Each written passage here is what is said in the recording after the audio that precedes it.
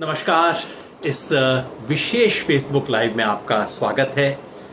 मैंने कहा था जिस दिन कोई बड़ी खबर होगी उस दिन हम बातचीत जरूर करेंगे, और आज बड़ी खबर जो आ रही है, कल शाम से आनी शुरू हुई है, वो है देश में नई शिक्षा नीति।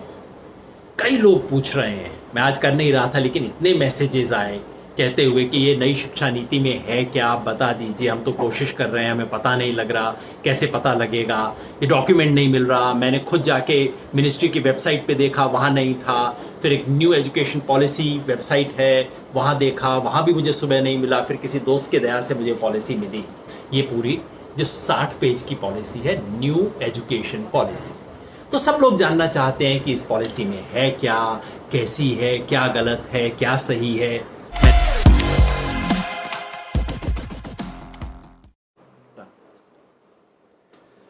नमस्कार। इस विशेष फेसबुक लाइव में आपका स्वागत है। मैंने कहा था जिस दिन कोई बड़ी खबर होगी उस दिन हम बातचीत जरूर करेंगे, और आज बड़ी खबर जो आ रही है, कल शाम से आनी शुरू हुई है, वो है देश में नई शिक्षा नीति। कई लोग पूछ रहे हैं, मैं आज कर नहीं रहा था लेकिन इतने मैसेजेस आए कहते हुए कि ये नई शिक्षा नीति में है क्या, आप बता दीजिए, हम तो कोशिश कर रहे हैं, हमें पता नहीं लग रहा, कैसे पता लगेगा, ये डॉक्यूमेंट नहीं मिल रहा। मैंने खुद जाके मिनिस्ट्री की वेबसाइट पे देखा, वहाँ नहीं था। फिर एक न्यू एजुकेशन पॉलिसी वेबसाइट है, वहाँ देखा, वहाँ भी मुझे सुबह नहीं मिला। फिर किसी दोस्त के दया से मुझे पॉलिसी मिली। ये पूरी जो 60 पेज की पॉलिसी है, न्यू एजुकेशन पॉलिसी। तो सब लोग जानना चाहते हैं कि इस पॉलिसी में है क्या, कैसी है, क्या गलत है, क्या सही है। मैंने इसके बारे में कुछ 2-4 बातें इसके हक में कल रात को कह दी, तो कई लोग पलट के पूछ रहे हैं, अच्छा क्या तुम इसका समर्थन कर रहे हो? तो मैंने सोचा चलिए इसके बारे में एक चर्चा कर लें कि कुल मिला के ये पॉलिसी क्या है, इसमें क्या अच्छा है, क्या बुरा है, क्या आशंका है, और हमें इसके बारे में क्या रुख बनाना चाहिए। पहली बात तो आपको बता दूं कि पॉलिसी है क्या।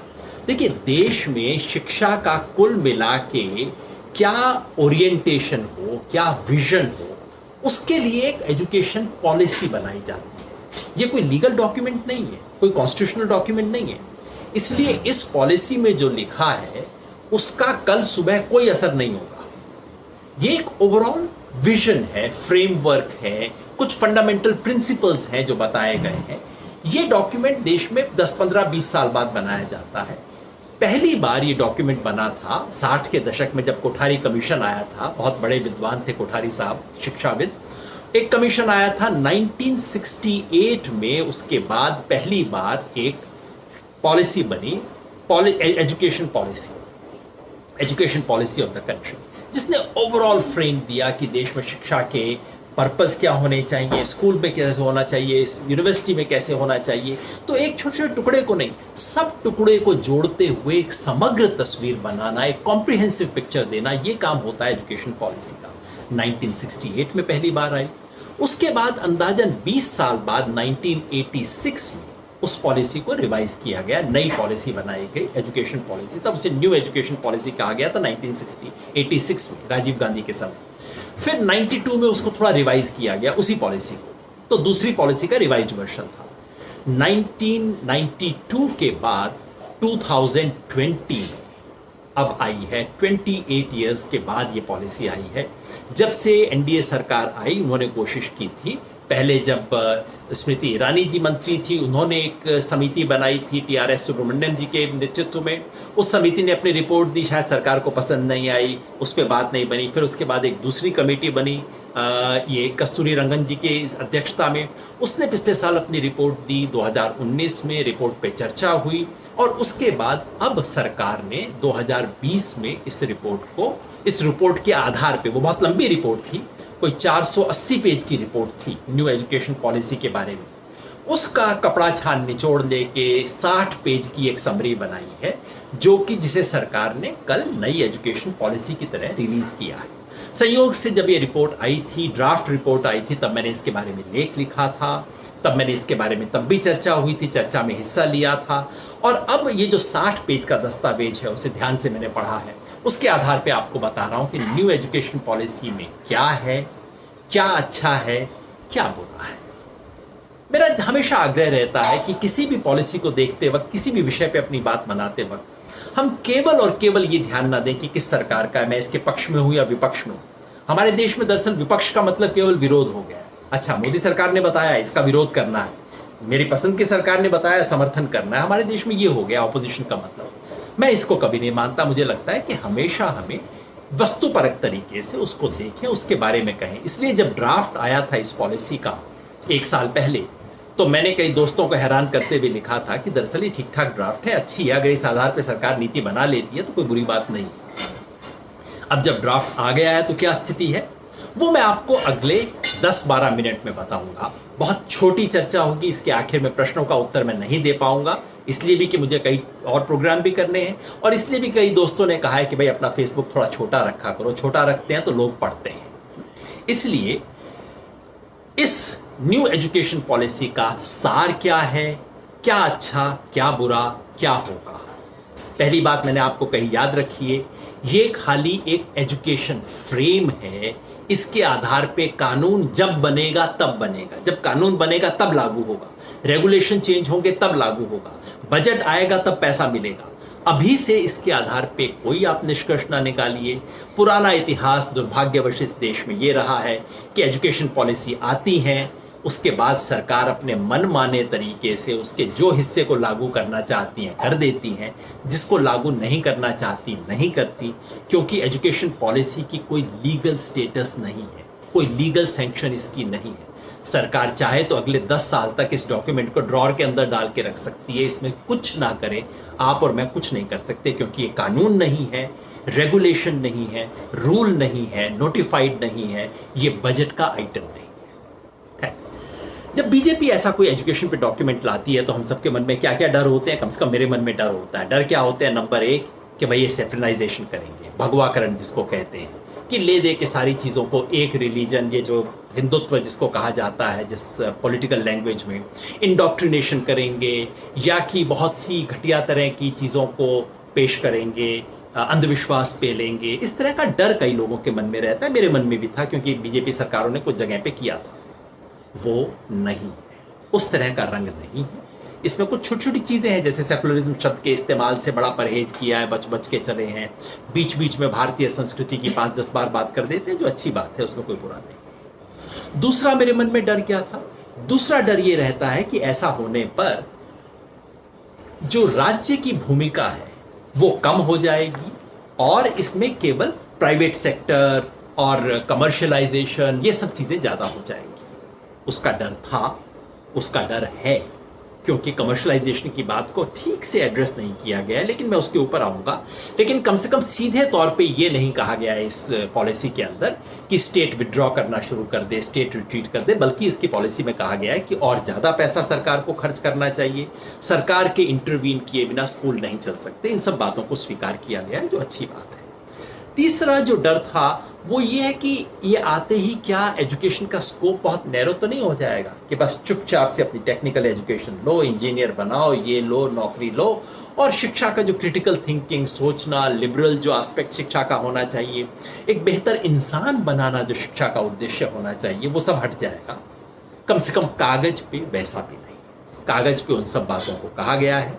अब ये बात अलग है कि ये कहना कि क्रिटिकल थिंकिंग बनाओ और दूसरी तरफ आप काम बिल्कुल उल्टे कर रहे हो, वो एक अलग चीज़ है, मैं उसको थोड़ी देर में आऊँगा। तो जो पहली मेरी शंका थी, जो बड़ी शंकाएं थी, कम से कम वैसा डॉक्यूमेंट नहीं है, यानी कि जो बिल्कुल भगवा स्टाइल के अंदर आरएसएस की आइडियोलॉजी को इम्प्लीमेंट करने के लिए जैसा डॉक्यूमेंट बन सकता था वैसा नहीं है, और अच्छी बात है। ये डॉक्यूमेंट इससे पहले जितने भी डॉक्यूमेंट आए थे, यूपीए के ज़माने में, कांग्रेस के ज़माने में, जनता पार्टी के ज़माने में, उन सब डॉक्यूमेंट्स को बिल्ड करता है, जो कि होना भी चाहिए। मुख्य बातें क्या हैं? मुख्य बातें इसमें स्कूली शिक्षा के बारे में 10 बात मैं गिनाऊंगा दना आपको, ताकि समझ आ जाए कि मुख्य तौर पे डॉक्यूमेंट क्या कहता है। पहली बात ये कहता है कि आरटीई का विस्तार होना चाहिए, राइट टू एजुकेशन, जो 2009 में बना था, जिसमें कहा था free and compulsory education from 6 years to 14 years, 6 से 14 साल तक का था। अब उसको बढ़ा के डॉक्यूमेंट कहता है from 3 years to 18 years।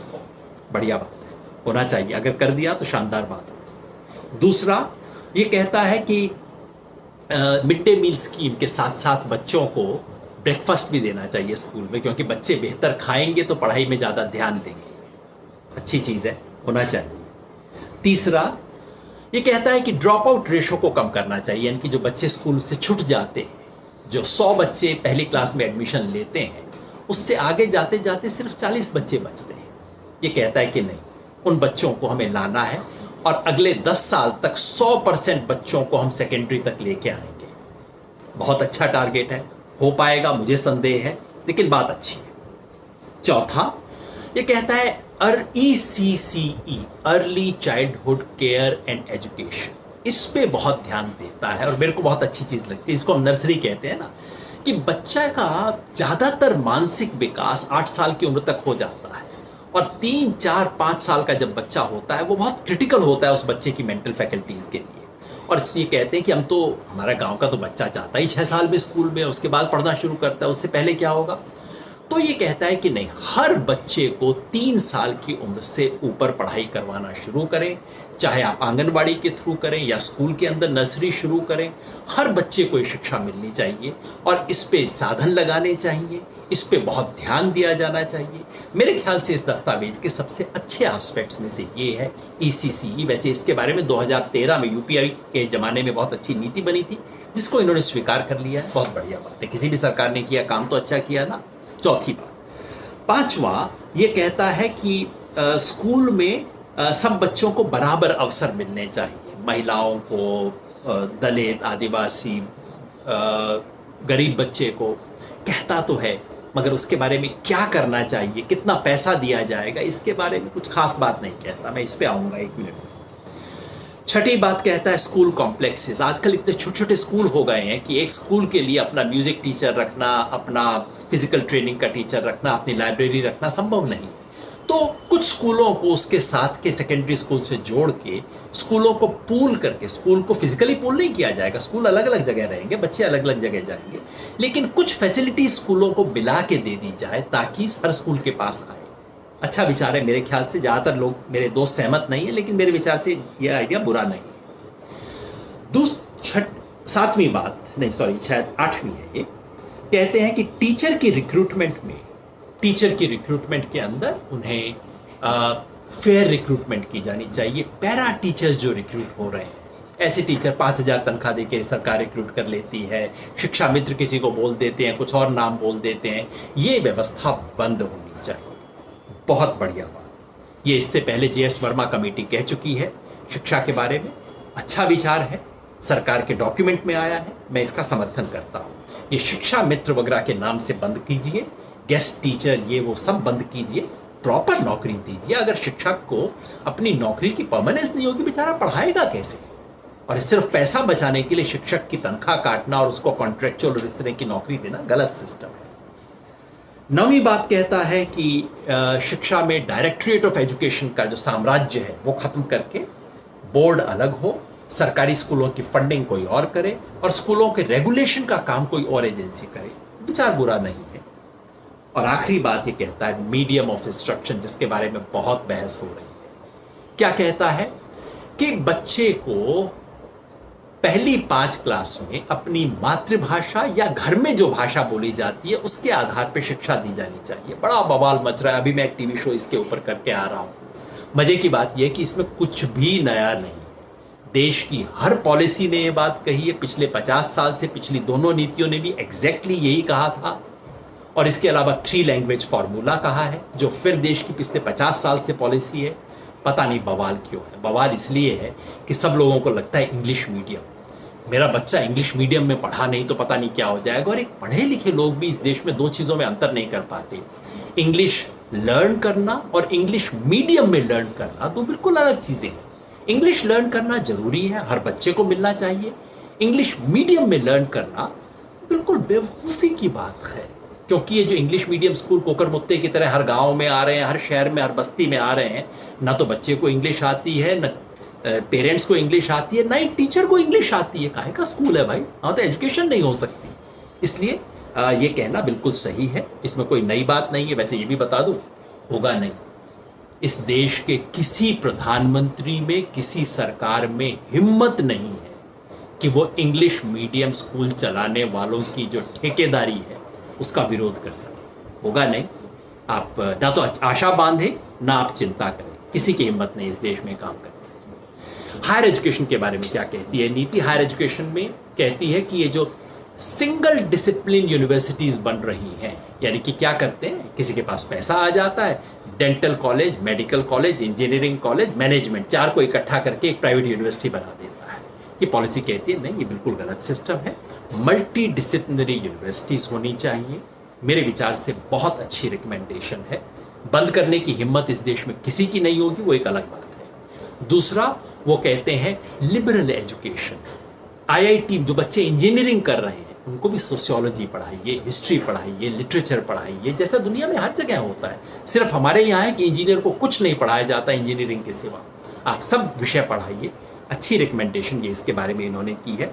Higher education के बारे में ये कहा है कि यूजीसी नामक जो संस्था है जो सब कुछ करती है, मैं भी उसका मेंबर था, वही आपकी यूनिवर्सिटी को ग्रांट भी देती है, वही आपकी एकेडमिक चीज़ों को एक्रेडिटेशन भी करती है, वही आपकी क्वालिटी भी सेट करती है, वही आपका करिकुलम भी बताती है।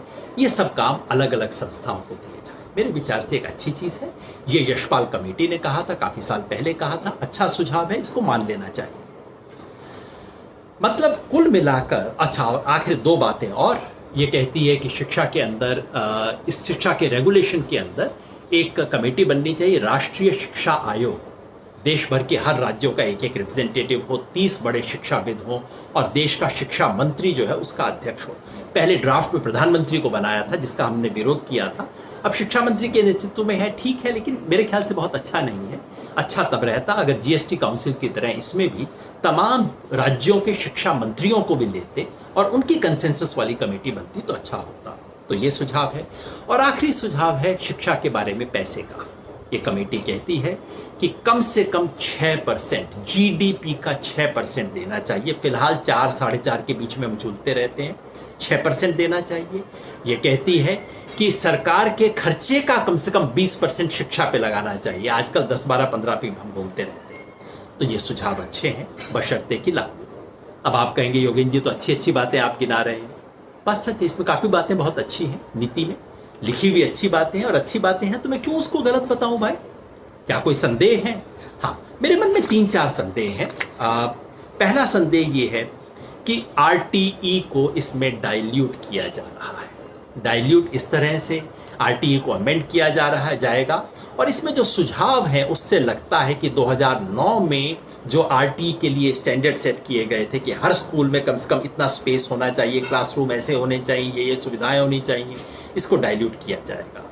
इसके बारे में भी डर है कि ये जो 25% सीट ईडब्ल्यूएस के लिए रिजर्व की गई थी उसके बारे में चुप्पी है। ड्राफ्ट तो इसके बारे में कहता था कुछ गड़बड़ है, अब चुप्पी साध ली गई है, मतलब ले दे के इसको हटाने की तैयारी हो रही है, ऐसा मेरा संदेह, जिसके बारे में अलर्ट होने की जरूरत है। तीसरा, शिक्षा में जो असमानताएं हैं, जो गरीब बच्चे पढ़ रहे हैं, जो ऐसे समुदाय से आ रहे हैं, पहली बार आ रहे हैं, जिनके घर में कभी शिक्षा नहीं है, जिनको साधन की जरूरत है, उन बच्चों के लिए व्यवस्था के बारे में 2-4 पैराग्राफ तो लिख दिए गए हैं, लेकिन उसमें है कुछ नहीं। तो जो गरीब मार्जिनल सेक्शंस के दलित, आदिवासी, महिलाएं, सब पिछड़े समाज के जो लोग हैं, उसके लिए इस डॉक्यूमेंट में बहुत कोई चिंता और दर्द दिखाई नहीं दिया मुझे। और चौथी बात, शिक्षा का जो कमर्शियलाइजेशन हो रहा है उसके बारे में हम लोगों के शोर मचाने के बाद एक पैरा तो डाल दिया गया है, लेकिन दरअसल कमर्शियलाइजेशन को रोकने की कोई व्यवस्था नहीं है। और दूसरा, फॉरेन यूनिवर्सिटीज के लिए रास्ता पहले से भी ज्यादा खोल दिया गया है, जिसका मतलब है कमर्शियलाइजेशन और प्राइवेटाइजेशन बढ़ेगा। पॉजिटिव, नेगेटिव, कुल मिला के क्या होने वाला है? मैं उसी बात पे आता हूं जहां से मैंने शुरू किया था। आमतौर पे शिक्षा नीति बहुत सुंदर बातें कहती है, लेकिन व्यवहार में जो नीति पालन की जाती है उसका इस शिक्षा नीति से कोई संबंध नहीं। यही मुझे डर है। मुझे डर ये है कि ले दे के सरकार काम सिर्फ 3-4 करेगी। इसकी 3-4 बातें हैं जो हाथी के दांत खाने के और दिखाने के, और दिखाने के बड़े सुंदर हैं, खाने के सिर्फ 4-5 हैं। मुझे लगता है कि सरकार ले दे के 5-6 चीज़ों पे एम्फेसिस देगी। एक तो अर्ली चाइल्डहुड केयर के लिए पैसा दिया जाएगा, जो अच्छी चीज़ है। दूसरा, बच्चों की लिटरेसी बढ़ाने का एक स्पेशल प्रोग्राम चलेगा, जो कि बढ़िया चीज़ है। तीसरा, स्कूल कॉम्प्लेक्सेस, जिसके बारे में 2 विचार हैं, कहीं पैसा बचाने के लिए तो नहीं किया जा रहा। चौथा, टीचर एजुकेशन के अंदर कुछ किया जाएगा, ऐसा मुझे लगता है, जो फिर पॉजिटिव है। पांचवा, कॉलेज यूनिवर्सिटी को रिवैम्प करने के बारे में कुछ किया जाएगा, जो कि अभी नहीं लगता कि कुछ खास होगा। तो ले दे की 4-5 चीज़ें होंगी, बाकी चीज़ें नहीं होंगी। मीडियम ऑफ इंस्ट्रक्शन के बारे में जितनी भी बहस हो ले, आप भी यही हैं, मैं भी यही हूँ, कोई अंग्रेजी मीडियम स्कूल हटाने की किसी की हिम्मत नहीं होगी। प्राइवेट यूनिवर्सिटीज़, ये दुकानें जो चल रही हैं बीएड की, इनको हटाने की किसी की हिम्मत नहीं होगी, ऐसे ही चलता आ जाएगा। और अच्छी नीति आ जाएगी, अच्छे शब्द आ जाएंगे। एक तरफ क्रिटिकल थिंकिंग जैसा शब्द इस्तेमाल किया जाता है, दूसरी तरफ लोगों को डरा के चुप किया जाता है। एक तरफ इंस्टीट्यूशनल ऑटोनॉमी की वकालत होती है, दूसरी तरफ यूनिवर्सिटी के अंदर आप सेमिनार भी करेंगे या नहीं, उसके लिए वाइस चांसलर से परमिशन लेनी होती है। एक तरफ साइंटिफिक टेम्पर की वकालत की जाती है और मंत्री जिस तरह का भाषण देते हैं, उससे क्या होता है। तो शिक्षा नीति के शब्द अच्छे हैं, बशर्ते इसे वास्तव में लागू किया जाए, बशर्ते इसकी भावना को सरकार अपने मन में अंदर लेके आए, बशर्ते इसके आधार पे काम हो। काम पे ध्यान दीजिएगा, शब्दों पे नहीं। देखिएगा आरटी एक्ट एक्चुअली अमेंड होता है कि नहीं, 3 से 18 साल तक एक्चुअली दिया जाता है कि नहीं, बजट एक्चुअली इंक्रीज होता है कि नहीं, गरीब बच्चों के लिए स्कॉलरशिप एक्चुअली बढ़ते हैं या नहीं, तब सच्चा मूल्यांकन होगा। धन्यवाद।